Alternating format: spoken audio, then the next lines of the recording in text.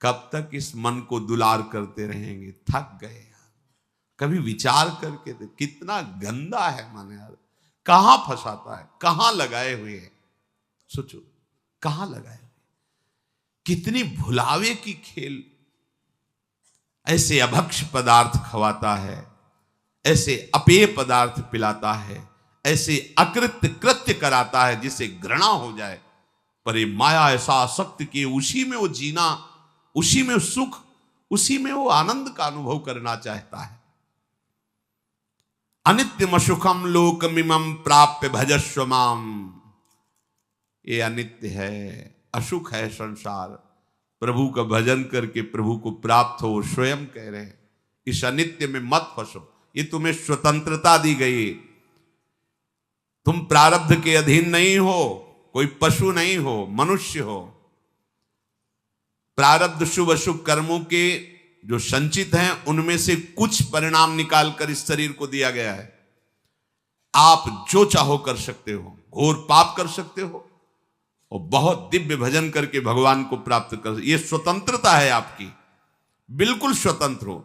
आप मनमानी आचरण कर सकते हो और आप शास्त्र के अनुसार चल सकते हो। आप गुरु की वचन के अनुसार चलकर परमात्मा प्राप्ति कर सकते हो और मन के अनुसार चलकर दुर्गति को प्राप्त हो सकते हो। पूरी स्वतंत्रता है मनुष्य जन्म में।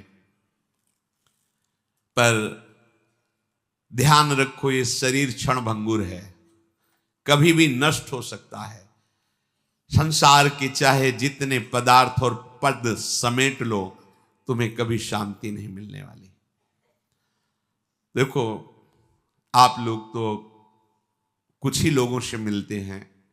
हम बचपन से भगवान के शरणागत मार्ग में रहे तो कानपुर महानगर है, एक से एक पदाधिकारी, धनी, फैक्ट्रियों के बड़े बड़े मालिक ऐसे मिले हैं जिनके पीछे 10-10 गाड़ियां चल रही, लोग गनर अंगरक्षक के लिए रखे, बड़ा वैभव। और जब एकांत में मिले हैं, उन्होंने अपनी बात कही है, तो एक साधारण पुरुष से भी ज्यादा वो अशांत है। एक किसान आराम से मेहनत करके 4 रोटी खा के सो जाता है, उनको नींद भी नहीं आती। ऐसे परिवार में कलह है, वैभव इतना है, ऐसे परिवार के आचरण को देख देख के जल रहा है, अशांत हो रहा है। क्यों? फिर सिद्धांत गलत हो जाएगा। भगवान से विमुख को स्वप्न में भी शांति नहीं मिल सकती। आप लोग तो अब आपके सामने जब उतरेंगे तो आपको तो लगेगा ही कि 10 गाड़ी पीछे चल रही। इनके एक मैदा फैक्ट्री के मालिक आते थे, इनके 10 मैदा फैक्ट्री थी, कैसी उनका वैभव। पर जब एकांत में बात करते तब हृदय यही कहता, ओहो, भगवान से विमुख होने के कारण देखो सब कुछ है लेकिन कुछ नहीं है। जिसे शांति कहते हैं, जिसे सुख कहते हैं, जिसे विश्राम कहते हैं, वो नहीं। भगवत भक्त जो भजन परायण है, चरित्र में देखा गया उनके पास सही वस्त्र भी नहीं, भोजन भी नहीं, और परमानंद में डूबे, परवाह आनंद मगन, शांति। उनके हृदय में शांति क्या, उनके समीप पहुंच जाओ तो तुम शांत हो जाओगे। उनके दर्शन कर लो तो हृदय विश्राम मानने लगेगा। इसलिए तुम्हें यदि परमार्थ का, अध्यात्म का मार्ग मिल गया तो तुम बड़े भाग्यशाली हो। अब तुम्हें सावधानी ये रखनी कि मार्ग छूटने न पावे। अध्यात्म मार्ग बहुत बड़ी कृपा से मिलता है। ये हम लोग अज्ञानी हैं, पाए रतन चीन्ह्यो नहीं, दीन्ह्यो करते डाल। ये माया श्री कृष्ण की मोहे सब संसार। दुख के समुद्र से निकलने का अवसर मिल गया है, सावधान हो जाओ। तुम्हें तृप्ति और बोध इसी अध्यात्म मार्ग में मिलेगा, केवल अध्यात्म मार्ग में मिलेगा, लोक में नहीं। अभी एक दिन एकांतिक में 20 वर्ष का नया बालक होगा, बड़े आर्त भाव से कह रहा था कि मेरी बड़ी दुर्दशा हो गई है, विक्षिप्त सा हो रहा हूं। मैंने ऐसी अपवित्र हस्तक्रिया की जिससे अपने ब्रह्मचर्य को नष्ट किया। आज हमारा जीवन ऐसा खोखला हो गया कि अंदर से अशांत, हर समय में बहुत कष्ट में रहता हूं, बहुत परेशान हूं, अब क्या करूं। सोचो, अभी 20 वर्ष की अवस्था, अभी तो यौवन का रंग आने वाला है, और वो अपने आप को इस स्थिति में ले गया। अब क्या होगा? बस किस हेतु से गया वो ऐसी स्थिति में? एक जनेंद्री ने फंसा लिया कि इसके घर्षण में सुख है। स्थिति क्या हुई? पूरे जीवन की नींव नष्ट कर दी। सुख का और तृप्ति का एकमात्र उपाय अध्यात्म है। देखो, पूर्व इतिहास में, शास्त्रों में पाया गया, चाहे राजा का राजकुमार हो या किसी गरीब का लड़का हो, दोनों गुरुकुल में एक समान रहते थे। गुरुकुल में 20 वर्ष 25 वर्ष तक शास्त्र शिक्षा, ब्रह्मचर्य, संयम, नियम, फिर अपने अपने अधिकारानुसार गृहस्थ धर्म या विरक्त धर्म का अनुसरण। तो गृहस्थ में भी रहते हुए महात्मा ही रहते थे, क्योंकि उनकी नींव बन गई है। आज हम सुख की लालसा से अपने को ऐसा नष्ट किए दे रहे, पर सुख अध्यात्म में है, इस दुखद संसार के मार्ग में नहीं। तृप्ति का बोध अध्यात्म में मिलेगा, भोगों में नहीं। खुल के समझ लीजिए। नए नए बच्चे हैं, सर्च करते हैं, तो उनको ऐसे सूत्र हमें दिखाए। जब ब्रह्मचर्य के विषय में चर्चा हुई थी, तब वो साइड में ये लोग पढ़े लिखे दिखाए कि देखो ये क्या बोल रहे हैं। वो बोल रहे हैं, जब तुम्हें कोई फ्रस्ट्रेशन दो क्या आवे, तब आप ऐसा कर लो, बड़ी शांति मिलेगी और आपका खून बढ़ेगा। नए नए बच्चों को लगा कि सुख भी मिलेगा और स्वास्थ्य भी बढ़ेगा और फ्रस्ट्रेशन भी जाएगा, मतलब लाभ है। सर्वनाश कर दिया इन अज्ञानी लोगों ने, सर्वनाश कर दिया। ये उन महात्माओं के वचन हैं जो जीवन में अनुभव किए हैं। जो विषयी पुरुष भोगों को सुख मानता है, वो निर्णय कर सकता है जीवन उज्जवल कैसे बनेगा, बलवान कैसे बनेगा। बिना संयम के, बिना नियम के आज तक कोई बलवान बन पाया है? कैसी दुर्दशा बच्चों की हो रही। छोटे छोटे बच्चे जिनका भविष्य उज्जवल होना है, तेजस्वी होना है, जो हमारे देश के काम आवे, जो हमारे समाज के काम आवे, वो अपने शरीर की ऐसी दुर्दशा कर ली कि वो खुद जीने के लिए परेशान है। तुम्हारे समझ में नहीं है तो हमारे पास आते हैं तो बताते हैं नई नई अवस्था की। क्या हुआ? सुख की खोज गलत जगह। अध्यात्म में सुख है, सच्ची मानिए। ब्रह्मचर्य एक वो महान आशीर्वाद है भगवान का। आपसे कोई और साधन न बनता हो, यदि ब्रह्मचर्य है, एक अपार शीतलता, कोई भी रोग तुम्हें परास्त नहीं कर सकता। सच्ची, एक नवीन उत्साह। बुखार है, किडनी फेल है, दर्द है, एक नवीन उत्साह, एक नवीन बल तुम्हें कहीं झुकने नहीं देगा। सोचो, जिसके निकलने में तुम सुखानुभव करते हो, उसको रोकने में कितना महान सुख होगा। पर ये बातें ना तो स्कूलों में बैठ के समझाई जाती हैं, क्योंकि यह अध्यात्म मार्ग की नींव है। और आजकल सुविधाएं ऐसी बन गई, संसार के सुख का दर्शन, संसार के सुख का ही आकर्षण। तो छोटे छोटे बच्चे सब, अब ये आगे चलकर क्या इनकी जीवनी होगी। जिसके जीवन में संयम नहीं है, व्यभिचार प्रवृत्ति आ गई है, चाहे स्त्री हो या पुरुष हो, स्वप्न में भी सुख प्राप्त कर सके असंभव। शुभ गति व्यभिचारी, व्यभिचारी की कभी शुभ गति सवाल नहीं उठता। अरे बाहर मरने के बाद जो होगा उसकी बात जाने दो, जीते जी तुम जीने लायक नहीं रहोगे। यदि ब्रह्मचर्य के साथ खिलवाड़ करोगे तो जीने लायक नहीं रहोगे। देख लो परिणाम आत्मवंचित करने वाला होता है। मान जाओ, मान जाओ, ये खिलवाड़ बंद करो। गृहस्थ धर्म में शास्त्र आदेश है संतानोत्पत्ति के लिए। बार बार हम प्रार्थना करते हैं, यदि आप कुछ वर्ष ब्रह्मचर्य रहकर नाम जप करें, फिर संतानोत्पत्ति की सेवा भगवान की सृष्टि वर्धक, तो आप देखेंगे आपका पुत्र तेजस्वी, बलवान, बुद्धिमान, धर्म का पालन करने वाला। जब आप ही बेविचारी हैं तो आपकी संतान क्या होगी? आप ही धर्म भ्रष्ट हैं तो आप क्या प्रकट करेंगे? जहां मां की महिमा का वर्णन किया जाता है कि पहला पद इस सृष्टि में सबसे बड़ा मां का है। एक सन्यासी भी जब मां को देखता है तो दंड सहित साष्टांग दंडवत करता है। पिता उसको साष्टांग दंडवत करता है, लेकिन मां को वो साष्टांग दंडवत। मां के सामने कोई दूसरा पद नहीं, सबसे पहला पद।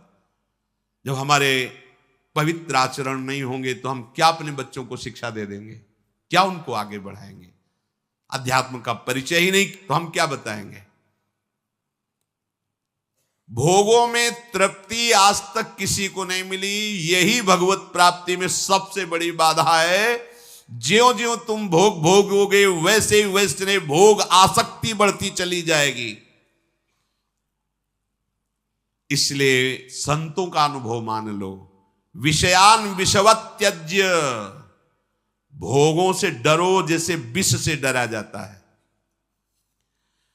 देखो अज्ञान की वृत्ति, जैसे अपने लोग संत वेश में हैं, भगवत मार्ग के पथिक है, हमारे सामने मदिरा की बोतल रखी जाए तो कैसा? जानते नहीं मैं साधु हूं। और अगर भोग की बात हो तो कैसा? उत्तर अपने आप से ले लो, दूसरे के उत्तर देने की जरूरत नहीं। हमारे सामने मांस रखे तो कैसा? एकदम बिगड़ जाएंगे। त्याज्य घृणित वस्तु आसुरी भाव की हमारे सामने रखते हो। और अगर भोगों की बात आए तो क्या वैसे ही हमारे अंदर बात आती है? त्याज्य विषय को हमारे सामने चर्चा, अलम विषय वार्तया नरक कोटि बीभत्सया, कैसा होता है? क्या हमारे सामने जो त्याज्य वस्तुएं आती हैं हम कभी उनको पाने की इच्छा भी करेंगे क्या? विष के समान हम मदिरा को देखेंगे, मांस को देखेंगे तो उसी कोटि का है हमारे लिए वो भाव विषय भोगों का। उसको तो हम अलग करके देखते, अरे नहीं ये कैसे हम पी सकते हैं, कैसे दे? और वो बड़े शौक से हमारा मन राजी हो जाता है। नहीं, ये भुलावा है, सावधान, एक ही कोटि है, एक ही लाइन में रखा गया है। यदि परमार्थ अध्यात्म के पथिक हो तो ऐसा नहीं। भोगों को संतों ने कहा यदि अध्यात्म मार्ग में चलना है तो विषयान विषवत त्यज्य। जैसे विष को हम खा नहीं सकते, चाहे सुंदर रबड़ी में डाल के दिया जाए या खीर में डाल के दिया जाए, कोई हमें कान में बता दे कि विष है, इसमें विष मिला है, बस अब हम खा नहीं सकते, चाहे हाथ जोड़े चाहे पैर जोड़े। गुरुजनों ने कहा कि विषय विष से भी बड़ा भयानक है, मत भोगना। फिर हम ये बात क्यों स्वीकार नहीं कर पाते? जैसे रबड़ी में बहुत रति है, पर आके कोई बता दे इसमें विष मिला है तो बिल्कुल नहीं खा सकते। जबरदस्ती खवाना चाहे तो नहीं खा सकते, पर विषय, शास्त्र और गुरुजन कह रहे हैं विषयान विषवत त्यज्य। विषय बड़ा भयंकर विषय। विष तो एक शरीर नष्ट करता है, विषय तो अनेक जन्मों तक संस्कार विषय के फैला देता है। फिर हम राजी क्यों हो जाते हैं? क्या बात है? क्या गुरुजनों के अनुभवों पर हमारा विश्वास नहीं, या हम अध्यात्म मार्ग के पथिक नहीं? वो चैप्टर ही हमारा नहीं है। हमारा मार्ग अध्यात्म मार्ग है, चाहे गृहस्थ हो चाहे विरक्त हो। एक पत्नी व्रत धारण करने वाला गृहस्थ ब्रह्मचारी ही माना जाता है। जो केवल संतानोत्पत्ति के लिए गृहस्थ क्रिया करता है उसे ब्रह्मचारी ही माना जाता है। नाम जप करते हुए अतिथि सेवा, परिवार का पोषण, वो साधु ही माना जाता है। हमारे मन में जो भोगों की स्फुरणा होती है उसके कई कारण होते हैं। एक तो होता है संचित पाप राशि जो पूर्व में जमा है, प्रायः इसी से भोग स्फुरणाएं होती है। दूसरा संग से होती है। आपकी पाप राशि से स्फुरणा ना हुई तो कोई भोगी पुरुष ऐसा मिला, परमाणु होते हैं। पूज्य श्रीधर बाबा की कुटिया में जब जाते थे, आप सच्ची मानिए, घुसते ही ऐसा लगता जैसे मशीन फिट कर दी गई हो। मंत्र चल एकदम रफ्तार से चल पड़ता। और जे 8 बजे रात्रि के जाते थे चरण चापने, जे ही उनके चरणों को स्पर्श करते, ऐसा लगता हम किसी दिव्य भावलोक में बैठे हैं। क्यों? उनके परमाणु, नाम जापक संत, रात दिन नाम जापक,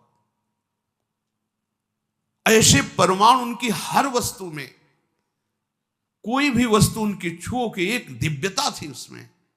ऐसे ही जैसे वो रात दिन भजन में लगे तो उनके हर वस्तु में परमाणु, ऐसे ही रात दिन जो भोगों में लगे उनकी हर वस्तु में भोग के परमाणु हैं। सावधान, उनके आसन पर बैठना, उनकी थाल में पाना, उनका स्पर्श होना, उनका संभाषण होना, उनसे मित्रता करके उनका चिंतन करना, ये भोगों को बढ़ावा देना होगा। इसी को विपरीत देखो संतों के प्रति, उनके समीप बैठना, उनका जूठन पाना, उनको देखना, उनसे संभाषण करना, भजन का बढ़ावा होगा। देख लेना, पूर्व संचित पापों से जो स्फुरणा होती है उससे बहुत सहजता में बचा जा सकता है, लेकिन प्रगट कुसंग से जो स्फुरणा होती है इससे बचना बड़ा कठिन होता है। पूर्व पापों से स्फुरणा सबके हृदय में होती है जब तक भगवत साक्षात्कार नहीं हो जाता। वो बार बार आकर्षित करता रहता है संसार का राग। और अगर कहीं कुसंग मिल जाए फिर क्या कहना है, फिर तो जो स्फुरणा थी संकल्प बनेगा, संकल्प क्रिया बन जाएगी, क्रिया होते ही अध्यात्म अंतर्ध्यान हो जाएगा, अध्यात्म मार्ग ही नहीं रहेगा। इसलिए कर्म राशि की तो तुम चिंता मत करो, उसे तो भस्म करने के लिए शरणागति समर्थ है, लेकिन कुसंग से बचने के लिए तुम्हारे ऊपर पूरा भार है। कुसंग से तुम बचो, बरुहल बास नरक करताता, दुष्ट संग जनि दे विधाता। गंगा किनारे भ्रमण जब कर रहे थे तो तरी घाट है, उसके आगे हम जा रहे थे। नया शरीर और वैराग्य, ना कमंडल, ना बिस्तर, ना कोई, भीषण सर्दी का समय, एक मार्किन नीचे पहने लाल रंग से गेरुआ, बस लंगोटी, और एक मार्किन बस ऊपर, कोई नहीं, कोई कमंडल कुछ नहीं। रोम रोम हर समय सर्दी से व्याप्त रहता। भोजन की व्यवस्था जहां ठाकुर जी कर दे। तो माह के महीने में रामनगरिया लगती गंगा किनारे, जैसे माघ मास में वहां प्रयाग में, ऐसी जगह जगह मान लो 10,000 फिर 10,000 ऐसे 2-4 किलोमीटर ऐसे ऐसे नगर जैसे बन, रामनगरिया उनको कहते हैं।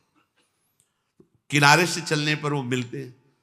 तो एक महात्मा जिनकी पोशाक बहुत अच्छी लग रहा था, सुविधाजनक जीवन है, उन्होंने देखा, बड़े बुजुर्ग अवस्था के थे। उनका, हे महात्मा, देखने से ही लग रहा है कि तुम गंगा की परिक्रमा दे रहे हो।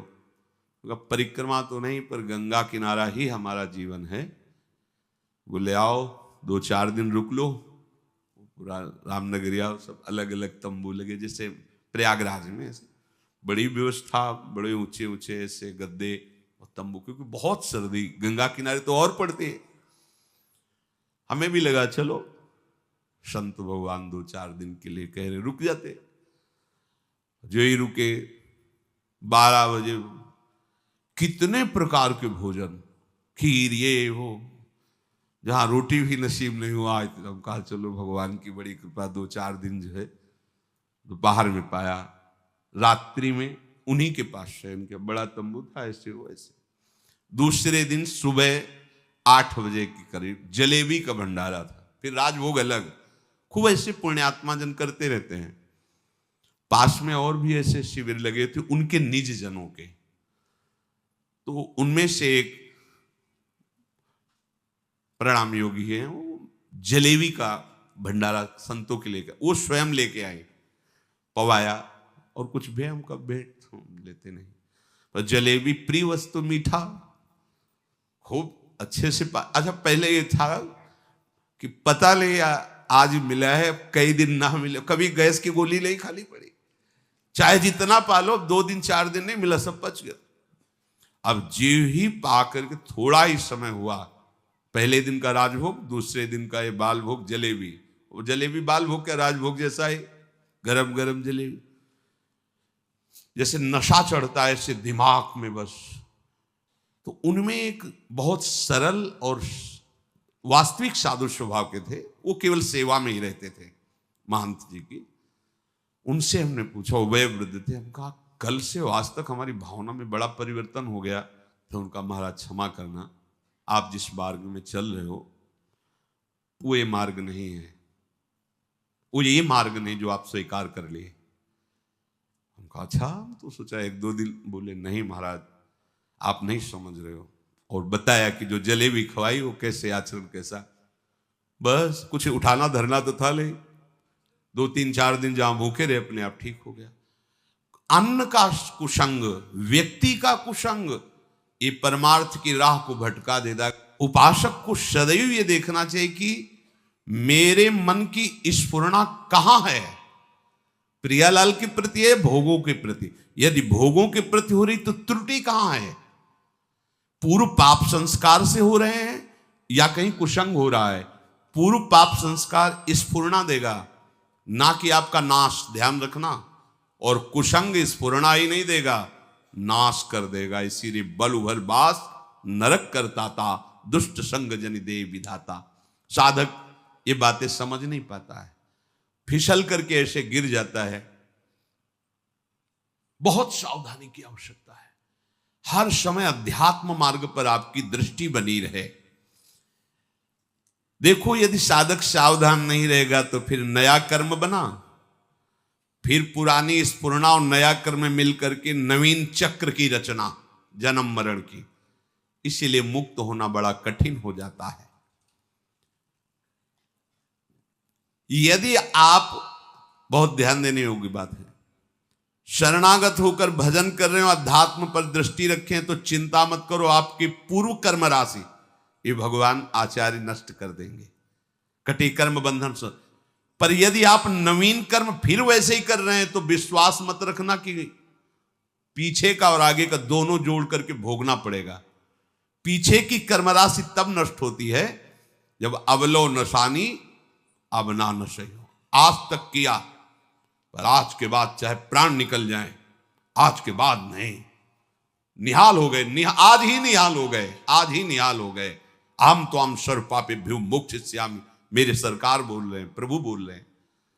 पर यदि ऐसा कि नए कर्म भी क्रियमाण भी पापाचरण हो रहा है, फिर नहीं, सिद्धांत काम नहीं करे, फिर पीछे का लागू हो जाएगा। फिर आप कहोगे कि अध्यात्म में उन्नति नहीं हो रही, कोई लाभ नहीं मिल रहा, कोई सुख नहीं मिल रहा, क्योंकि आप गलती कर रहे हो। चलनी में गैया दुहे और दोष दैव को दे। देखो आपके पीछे के कर्म प्याज जैसे बदबू वाले हैं, जमा है गोदाम में। ऊपर से यदि केसर और कपूर लाद दिया जाए तो केसर और कपूर की गंध प्याज को नष्ट करके अपना प्रभाव दिखा देगी।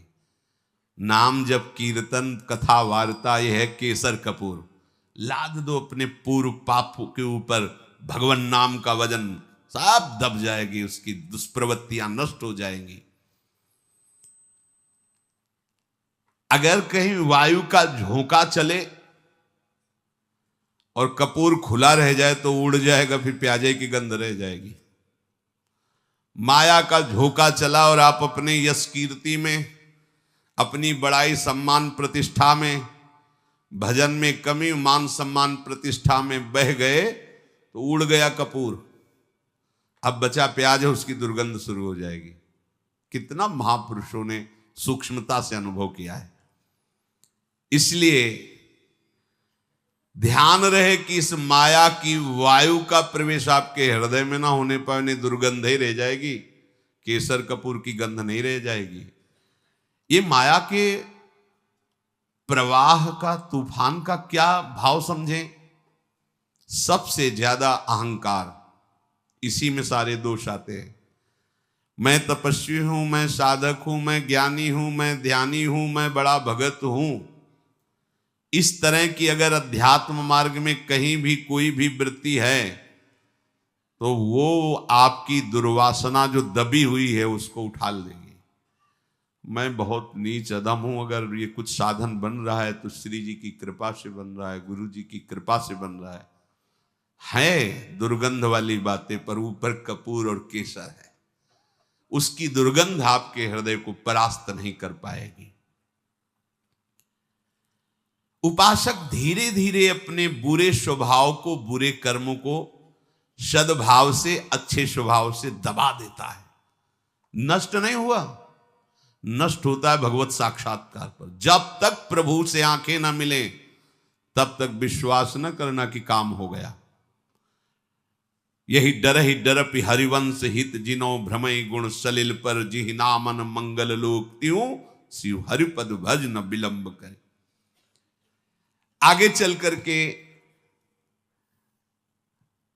प्रभु ऐसी ज्ञानाग्नि पैदा कर देंगे कि फिर वो दुर्गंध वाली चीजें ही नहीं रह जाएंगी। इसलिए जितना जीवन है एक बार हम अपने प्रभु को समर्पित करके केवल भजन में लगावें।